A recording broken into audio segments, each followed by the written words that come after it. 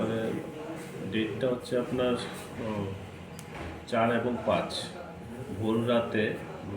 গোপন খবর আগেই ছিল, সেই অনুযায়ী রাতের বেলা 4 তারিখ রাতের বেলা আমাদের টিএসপি ডিআইবি সাহেব, আমাদের থানা অফিসার তপন দাস এবং এএসআই প্রবীণ সাহার সঙ্গে টিএসআর নিয়ে শ্রীরামপুরের গভীর জঙ্গল মানে রেড করে। অ্যাকচুয়ালি নাম্বার ইনফরমেশন ছিল ওখানে যে ড্রাই জাস্ট যে র গাঞ্জাগুলো কালেকশন করে ওখানে স্টোর করা হয়েছিল, সেই জমি জায়গাতে ডিপ ফরেস্ট ল্যান্ড ওখানে রেড করে প্রচুর যে মানে গাঁজা ছিল এবং কিছু গানি ব্যাগের মধ্যে ভর্তি করা ছিল।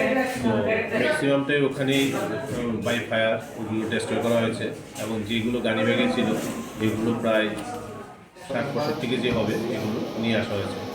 যেখানে রেড করা হয়েছিল ছোট্ট একটা স্মল হাট ছিল, যেটার মধ্যে একটা এয়ার গানও পাওয়া গেছে, কিন্তু ওখানে অ্যাবান্ডন প্লেস ছিল ডিপ ফরেস্ট ল্যান্ড।